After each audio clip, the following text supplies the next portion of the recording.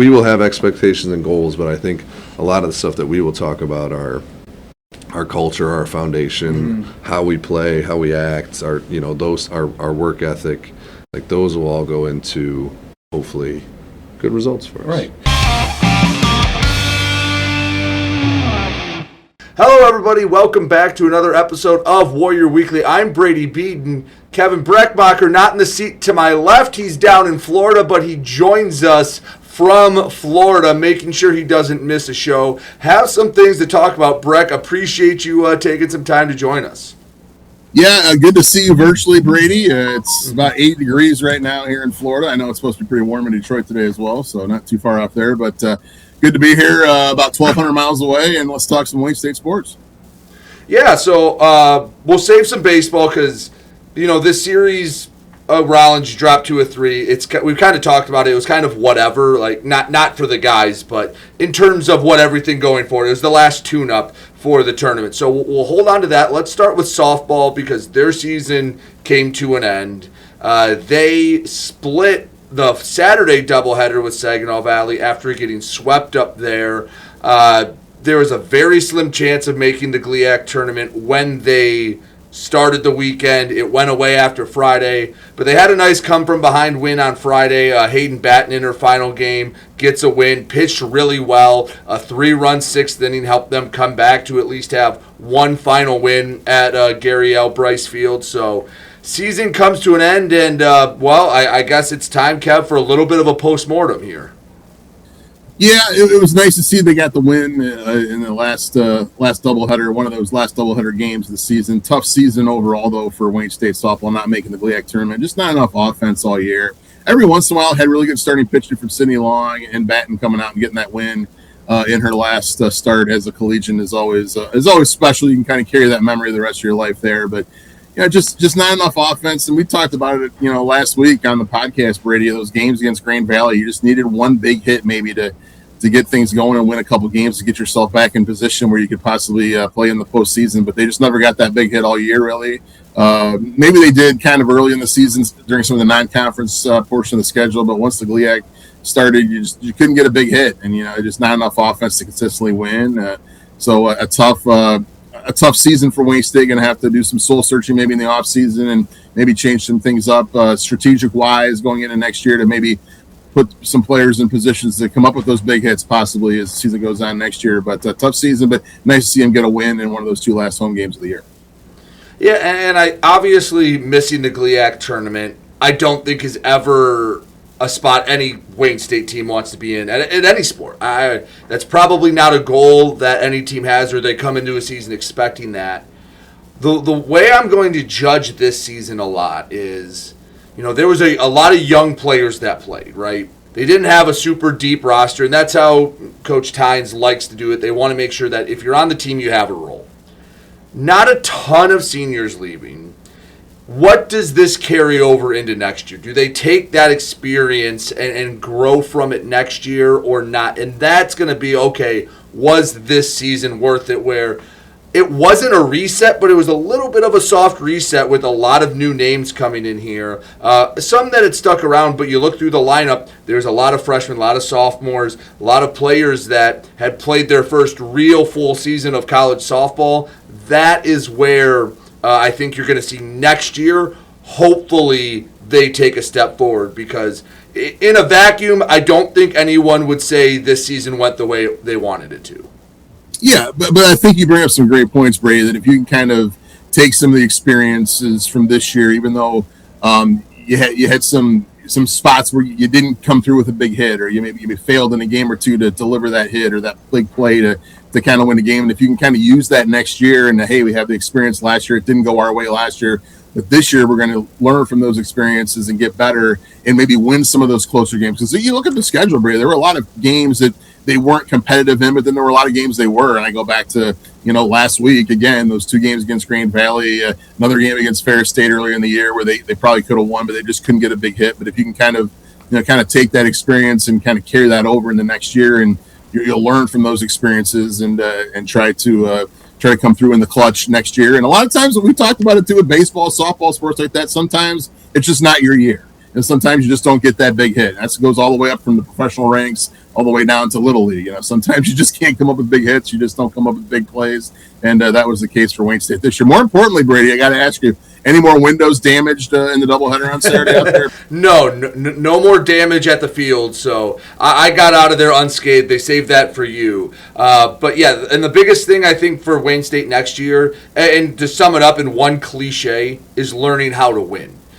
How is Wayne State going to learn how to win? Because they very rarely got blown out. It wasn't as if every series there was, they got run ruled. They lost. It was a frustratingly close, hey, they lost 3-1 and left 7 runners on. That's where it is, and maybe with a little more maturity can help them learn to win. The biggest story, I think, from this past weekend, GLIAC track and field for the women here at Wayne State. First of all, Coach Grant Lofdahl and his staff were named the coaching staff of the year after Wayne State had such a strong season. So first of all, congrats to them. That is a heck of an honor, getting coach of the year.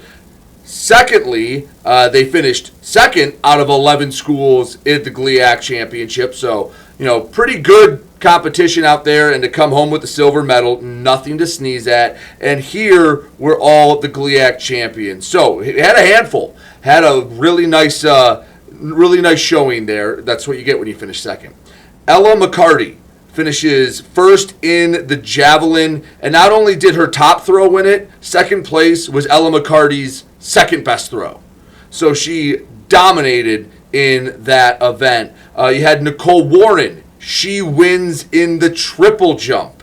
So Nicole Warren and Ella McCarty both take some field events. Warren, a junior, hopefully back for another year. Sophomore Megan Zanow wins the 100-meter hurdles. So you're going to hear a lot of sprinters here in the next few. So Zanow wins the 100 hurdles. Kanisha Thomas in the 400-meter hurdles takes home gold. That's a name we have said a few times throughout this season.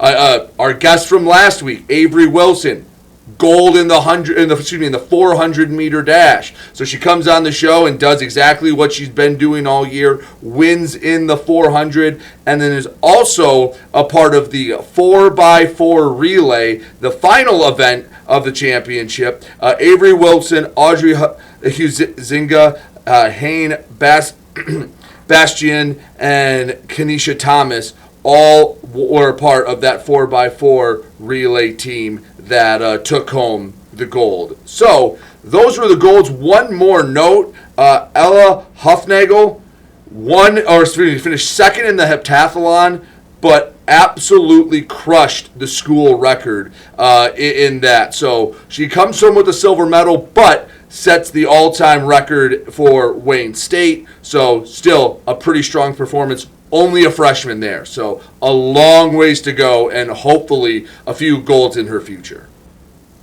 Yeah, that was a mouthful to read there, Brady, when Jeff sent the email last night with all those winners and second place and runner-up finishers. It took almost 5-10 minutes for me to read it, which is great because that means we're doing well. Great job by the Warriors at the track meet. And by the way, congratulations to Coach Lofdahl and his coaching staff for that honor. Grant's a great guy. I love talking to him on the air, doing interviews every basketball season and football season with him. And he works hard. He's a great coach. He loves Wayne State, and great to see him get that honor. Well deserved, by the way, for Coach Lofdahl. And congratulations to all the student athletes on the track and field team doing a great job and representing Wayne State well.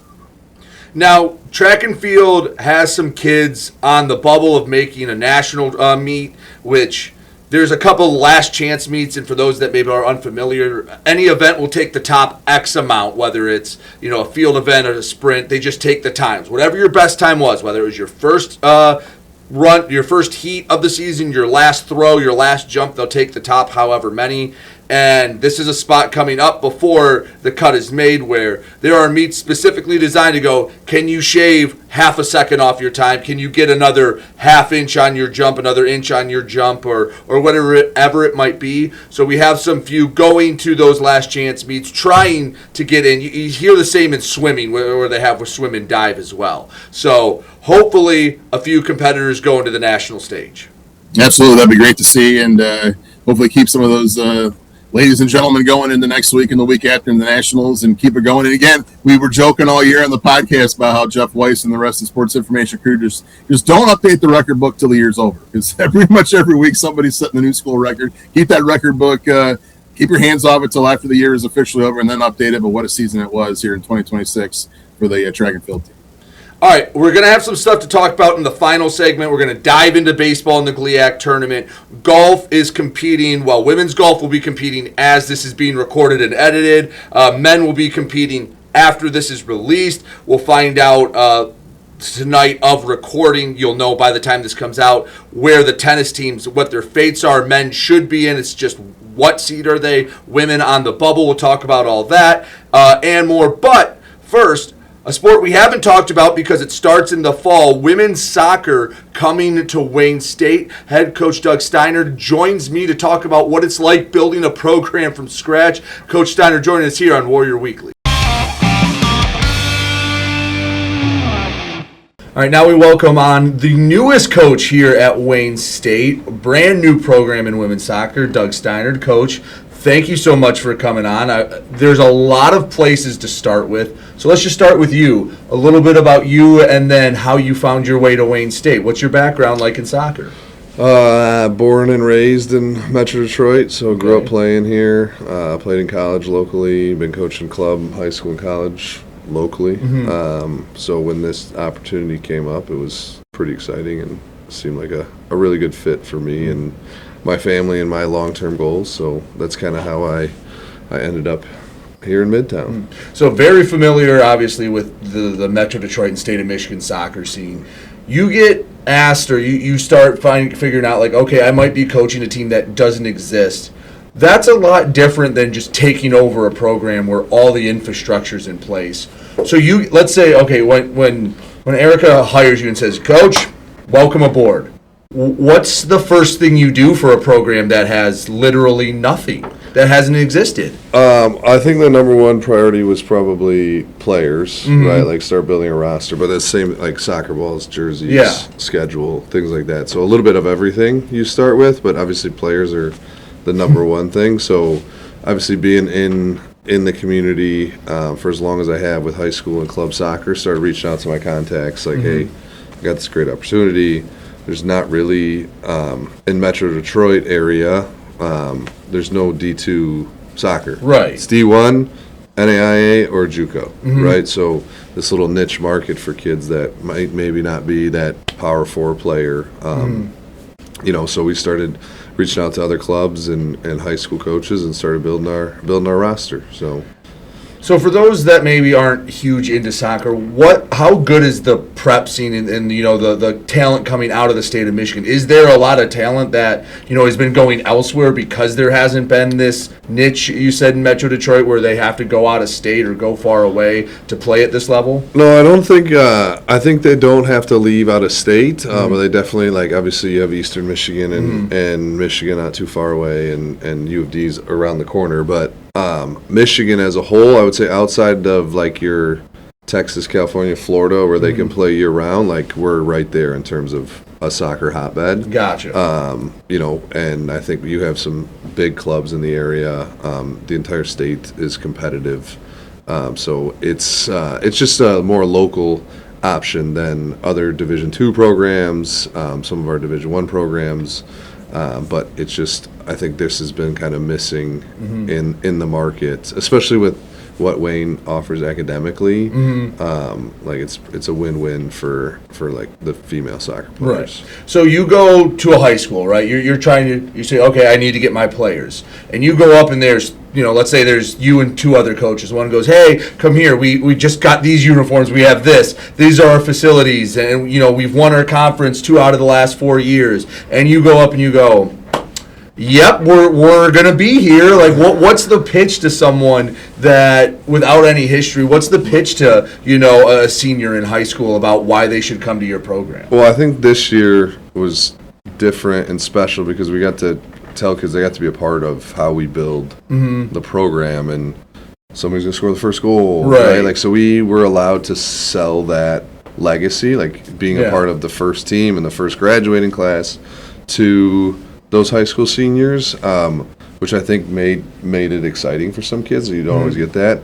And the difference between starting from zero and taking over a program that had a coaching change because they were 2 and 15 is like there is none of the bad stuff that comes with taking over that. So like we get to build the culture how we want it. Every single kid that is on our roster is kids that we recruited, right? I don't have leftovers from the last You don't have the year that's usually like, okay, figure out what can I work with and who do I need to kindly push towards the transfer portal. Correct. And so for us, it's really exciting because every kid that we brought in, there's something there, right? Whether there's one of their tools we think can help our program. So I think part of that was a selling factor, and I think really just like the academics, the location, like how much Midtown has changed, and I think the fact that like my network and our staff's network has been really, really helpful to us. So you needed players that you mentioned. You also needed a staff. How do you go about bringing your staff together? Introduce your assistants to everyone at home so they know who's leading the way for soccer.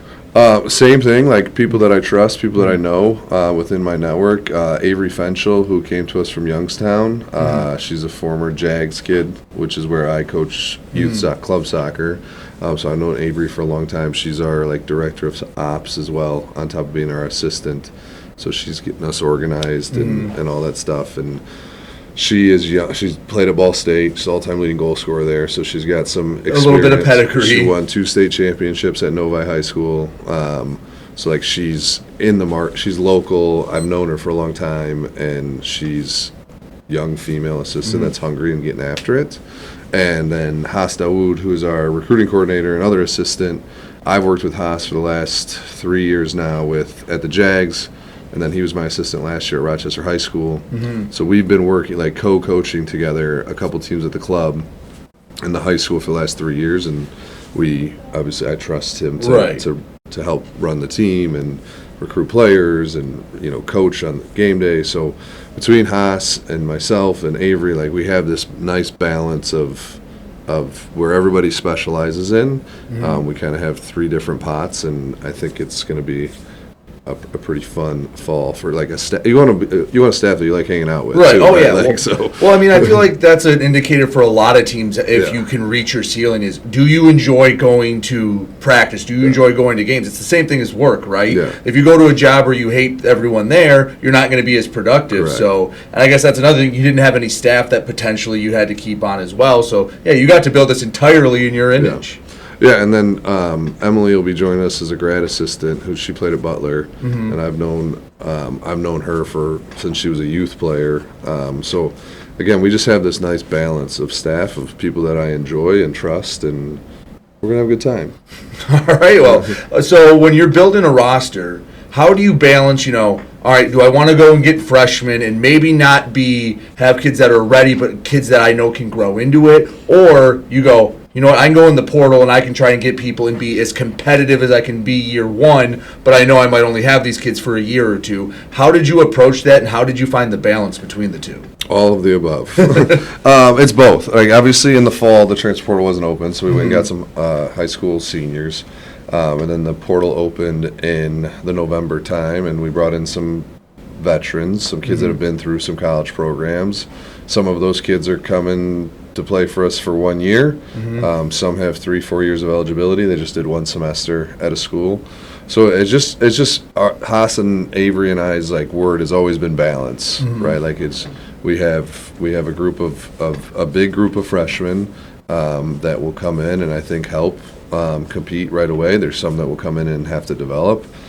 We have a group of transfers that came in over the winter time that were here this spring that kind of like help lay the foundation, and they will help guide all the new kids that come in. But come August, like everybody's new, right? So there's no traditions and things like that. So there's no starter from last year. No. There's not even a starter from the spring. So we will over time, like obviously, start implementing that. But I think having that balance of freshmen that can compete, freshmen that can develop, transfers that can help us compete. But like we fully expect to compete in the GLIAC next year. I was going to say, obviously you want to win, right? Like, no one goes to a game or a season going, you know what, I think we'll lose 5 games here. Like, you want to win every game, but with no, like, I guess, expectations or no point of reference for that, how you just going, all right, well, this is our team. I think we have a good team. Let's go play and figure out where to go from there. I mean, I think that's the first step of just like, hey, like, let's just see where we're at. Like, scrimmages, our non-conference schedule, like, getting into it. But it's just always going to be next action. Like, you're going to win some games you shouldn't. You're going to lose some games you shouldn't. And it's just, again, I use the word balance a lot, but, like, finding that balance. Do I think we're going to go in and win a national championship next year? No. Be cool if you did. It'd be awesome. I'd love to do it. It'd be amazing. And that's what our goals will always be.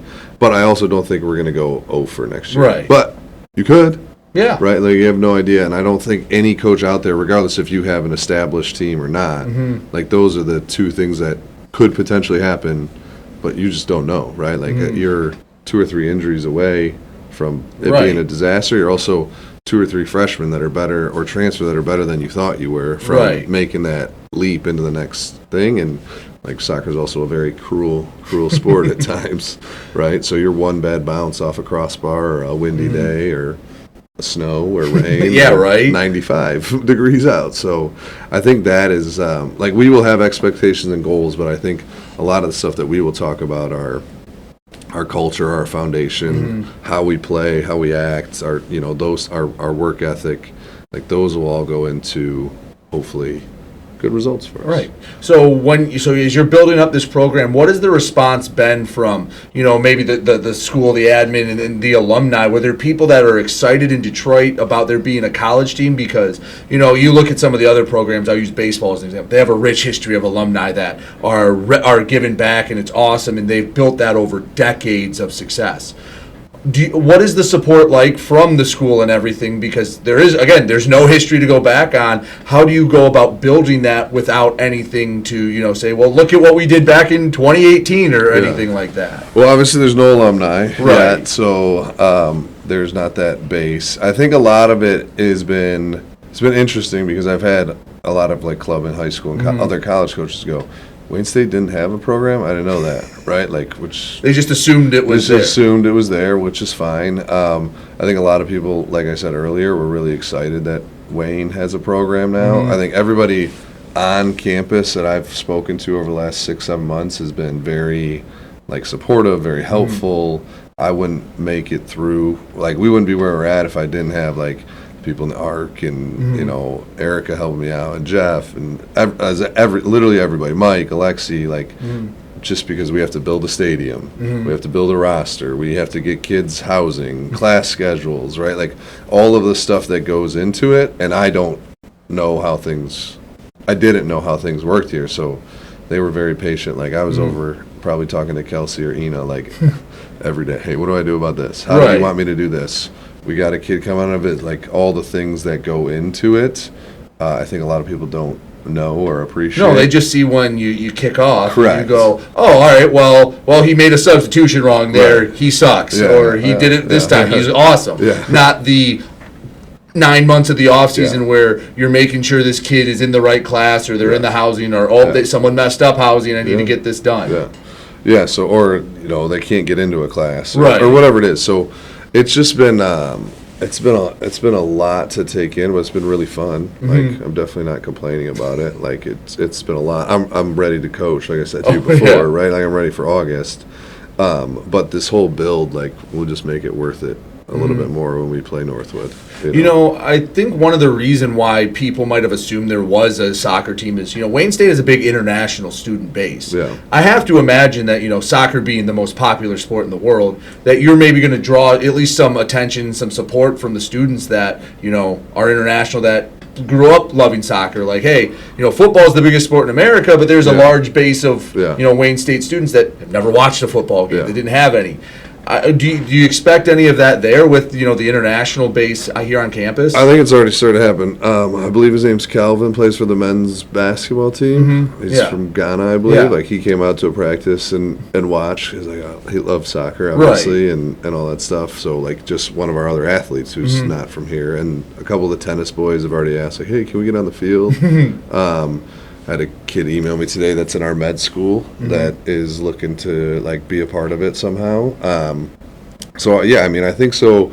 I hope the student body comes out and supports us, and it's another activity to do on campus, right? And the more I've been down here, I think historically, if you were to go back 10, 15 years, Wayne State was a commuter school. And I think that's starting to change, or it's definitely changed with the amount of things to do down here in 100%. Detroit, right?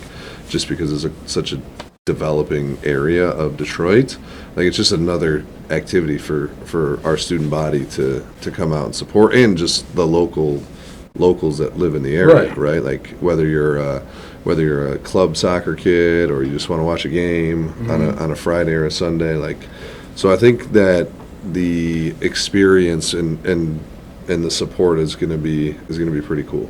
So I guess open letter out there. So if there's a student out there watching this or listening to this that wants to be a part of it, that thinks hey, soccer's my sport. No, I'm not playing, but I want to help. How could a student or maybe someone out there help out with Wayne State's women's soccer? I think part of it can just be obviously coming out to games and supporting, and we're always looking for help. Don't get me wrong. So student managers and statistics and game day operations, all of those things go into a program, not just our players playing 11v11, right? Setting up the field, right, and doing the laundry, meals, all that stuff goes into it. So if there's anybody that wants to come and be a part of it, not necessarily as a soccer player or a coach, we will find work for you to do. Trust me. I know you will. So you mentioned you open against Northwood. When does the season start, and what's it going to look like for those that are eager like you to get out there and finally see a game? Yeah, so early August we will move in and start our preseason, and then obviously we open on the road against Northwood. And Mike, the head coach, there's a good friend of mine, so it'll be fun. There's several Jags kids that play there too, so it'll be fun. They have a beautiful new facility. So we're away with them, and then turn around and go to an away game at Mercy.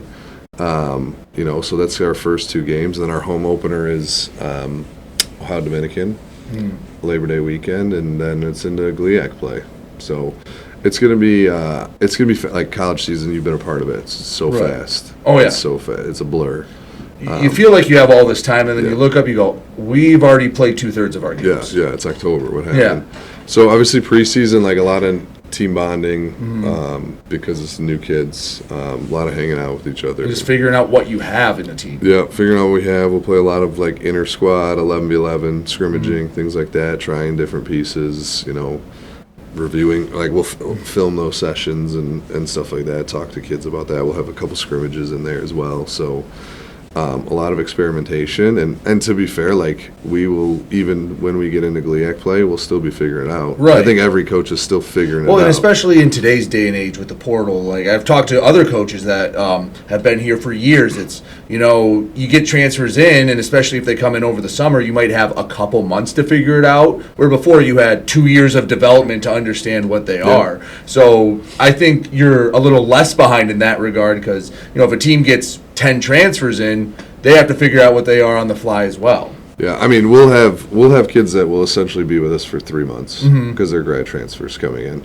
So they will come in August, and they will be done sometime in November, and that's it. That will be their entire experience with Wayne State women's soccer. And your first alumni base. And, hopefully they get good jobs one day, can give back to the program. But it'll be, short and sweet. Now, there are kids that I think will come in and contribute. And, Marin, who's a kid that I know, she will come in, and not only will she help us on the field, but off the field, her leadership and things like that will help us. So I think it'll be a different, unique experience for each kid. And I think for me as a coach, I've been through a preseason and a season and stuff, but when you have this many new kids, this is something that I've never experienced, right? I'm completely brand new. I've gotten new jobs before, but when you take over a club team or a high school team or a college team, there's established players. You can talk to the captains, who's this kid? What are they good at? What's this? Yeah, what's their story? What's their story? Who was successful last year? Who struggled?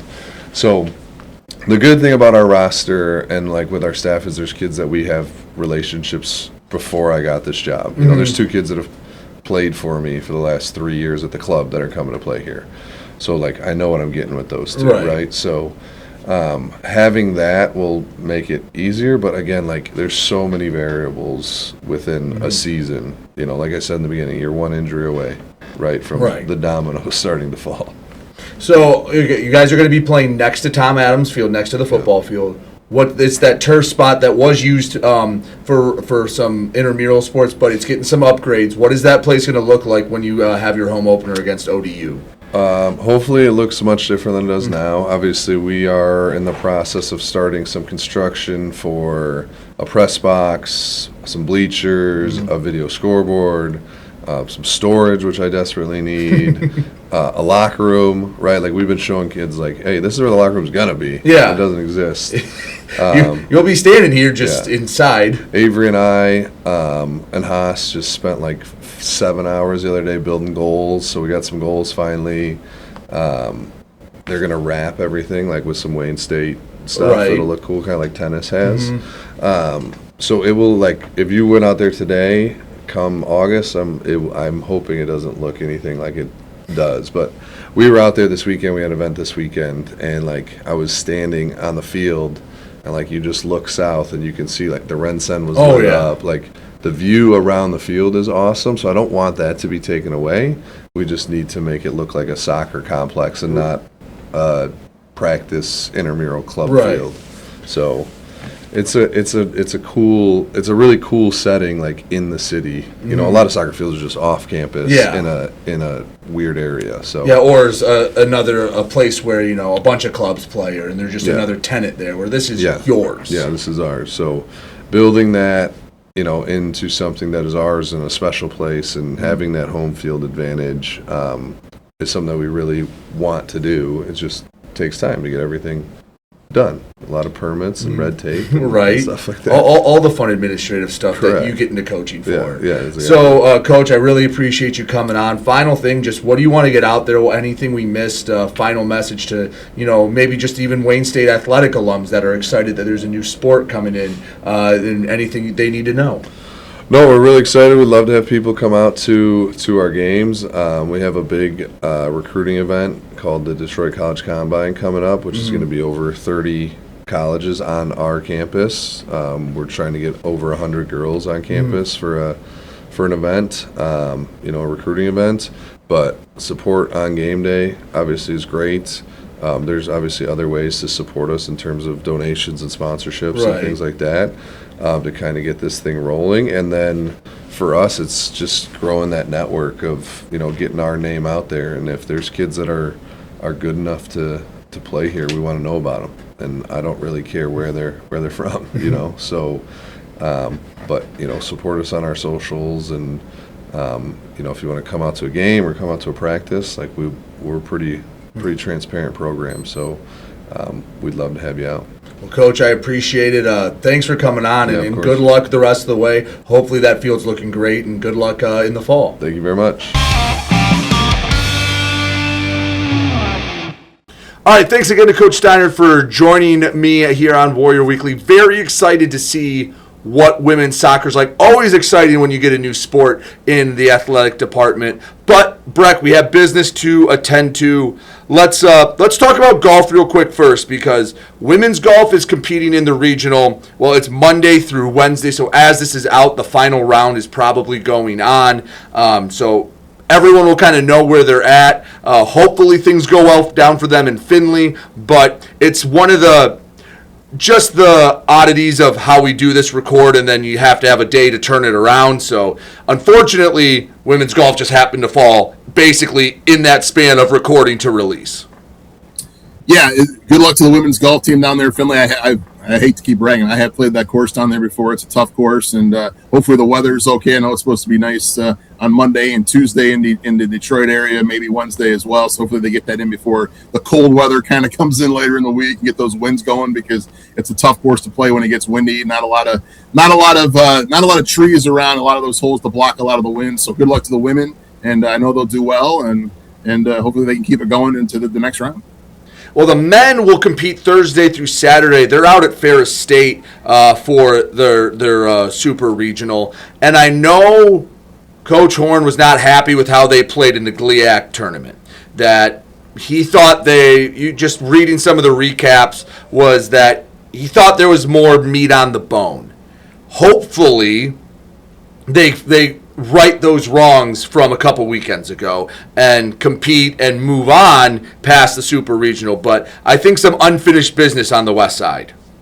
I have a feeling you're going to see a much better performance from the men's golf team than what we saw in the GLIAC tournament, because I know Coach Horn was not happy with some of the performances, but they're going to use that, I think, as a chip on their shoulder, some motivation to come out and shoot much better rounds over at Ferris State. It's weird because I've seen that course at Ferris State multiple times in the wintertime with snow all over it and snow on all the trees. And I'd love to go over there at some point and see when there's not any snow on the trees and on the course over there at Ferris State and play that course. It looks like a very challenging and hilly course as well. Again, doesn't seem like there's a lot of trees out there, so more of a link style course there at Ferris State. But I can't wait to see how the men do, because I know they're going to do better than their performance in the GLIAC tournament. Chip on their shoulder. Again, sometimes it's good to have that. Obviously, you want to be playing your best golf in the postseason. Disappointing you didn't get it done in the GLIAC tournament, but I know Coach Horn is a good motivator. He's going to get his kids out there, and they're going to be ready to go. And I suspect they're going to play much better than they did in the GLIAC tournament.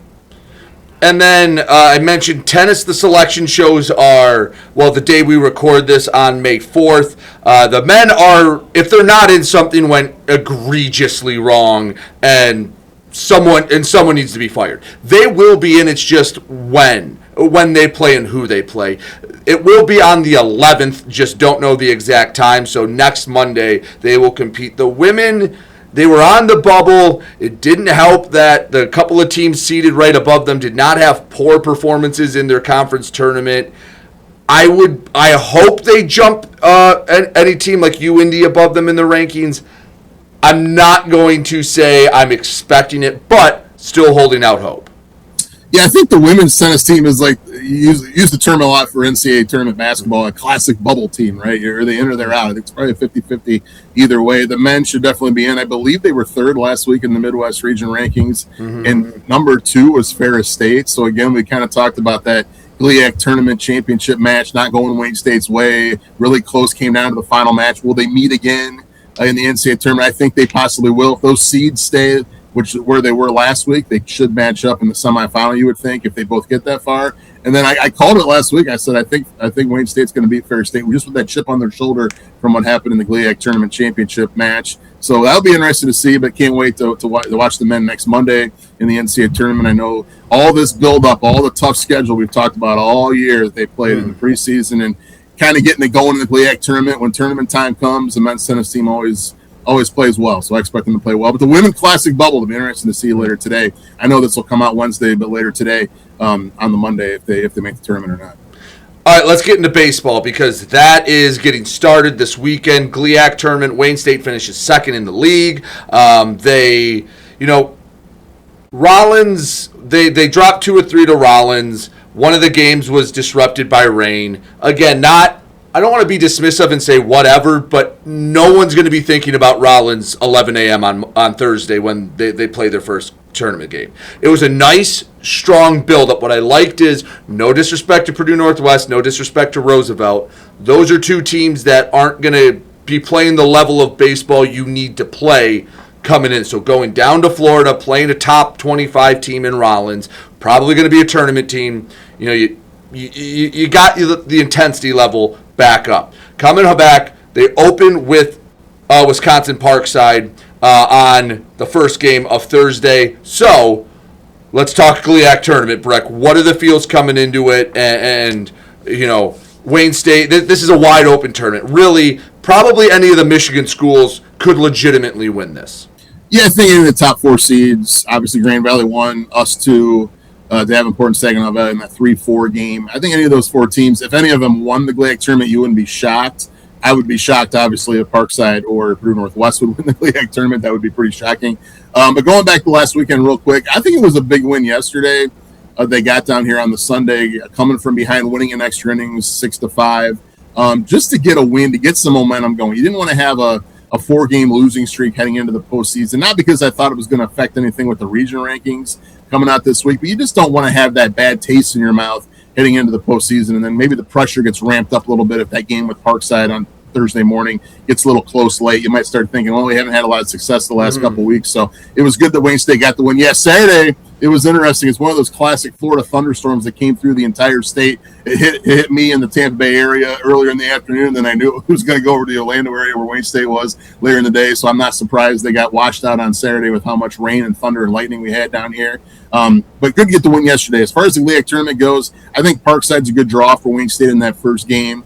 Hey, last time Will Lowry pitched against Parkside, what did he do? He threw a no-hitter. So I don't expect that again, obviously.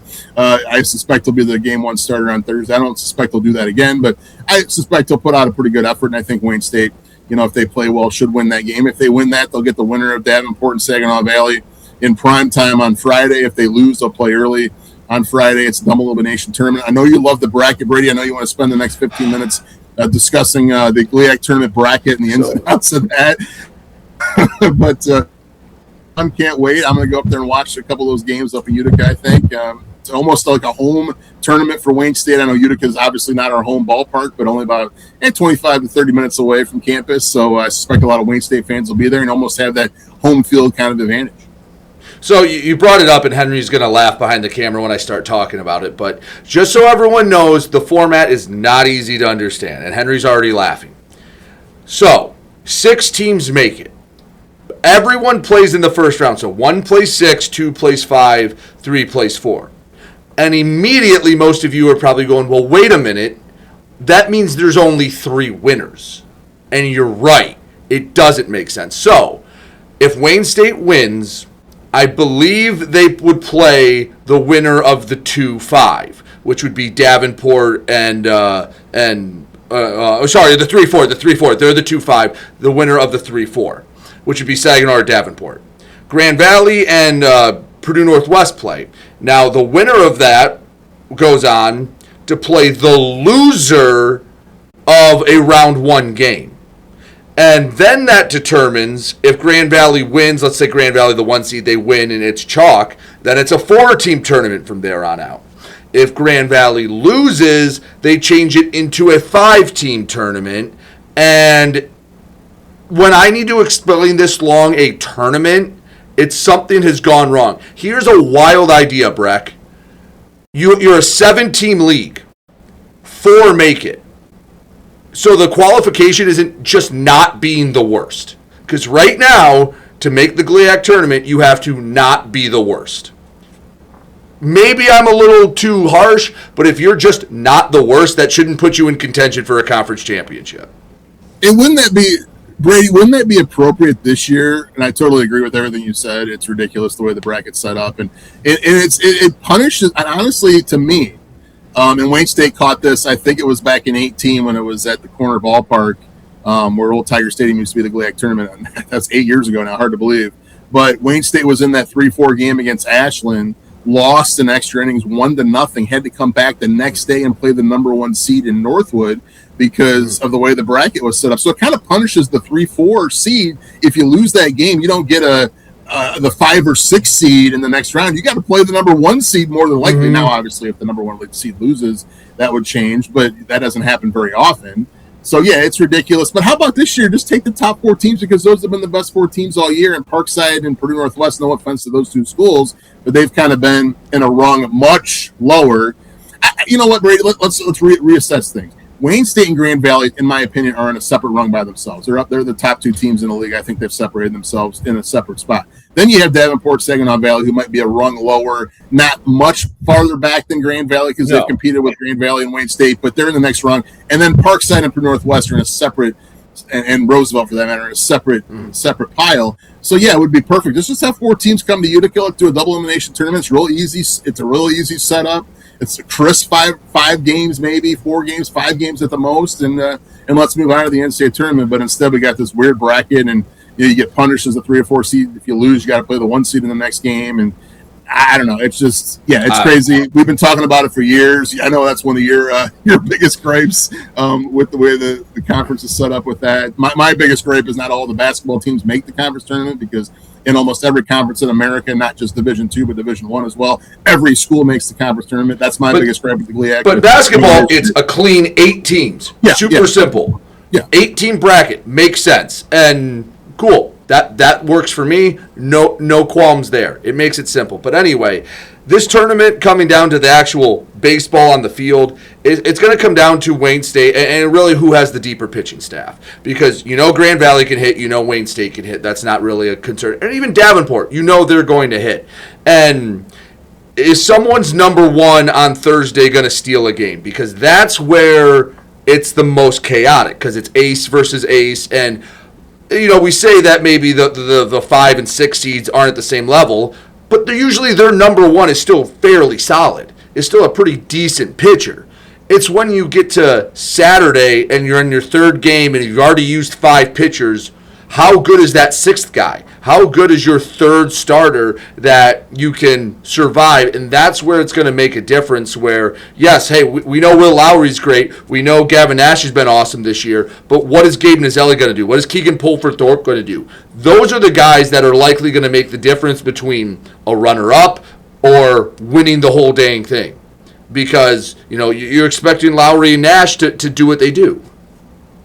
Yeah, and those are going to be the guys. It's interesting with the way the tournament's set up. We've been talking all year that, Wayne State split with Grand Valley back at Harwell Field in early April. Seems like a lifetime ago. But, so you're 2-2 against the other team. You're kind of fighting for that 1 seed in the region with. Well, Wayne State could play Grand Valley once, maybe even twice later on in the tournament. But the interesting thing is it's more than likely, unless there's some weird pitching scenarios, Colin Bradley, he ain't going to be pitching against Wayne State. No. Will Lowry ain't going to be pitching against Grand Valley. It's going to be the Keegan Pulford-Thorpe, the Gabe Nazelli, who's going to get the big start against Grand Valley, because the earliest Wayne State could play Grand Valley would be Saturday. That would be game 3 of the tournament.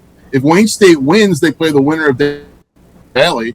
If Wayne State, the loser, well, unless Grand Valley were to lose, but we're not expecting them to lose to Purdue Northwest, probably Purdue Northwest. If Wayne State loses the Parkside, they're going to probably be playing Purdue Northwest. So the earliest, more than likely, you would play Grand Valley would be in the 3rd game of the tournament. So you're already down to your 3rd starting pitcher.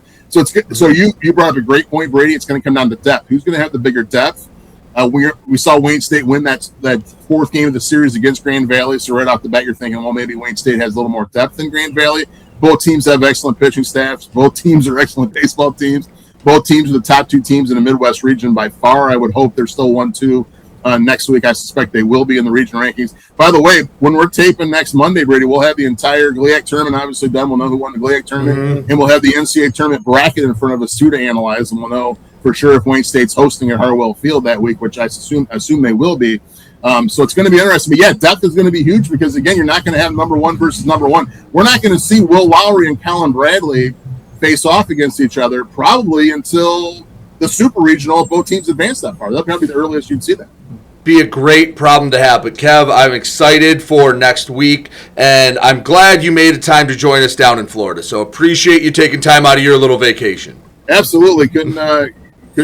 Wanted to be here for sure to talk Wayne State sports and Wayne State baseball, especially with the GLIAC tournament coming up. I'll be back tomorrow or Tuesday night, so I'm going to be at the GLIAC tournament hopefully later this week to watch Wayne State play a few times. Go Warriors. Go Warriors on the tennis court as well. Hopefully the women get in the tournament and the golf teams as well. Hopefully they play well this week in the NCAA.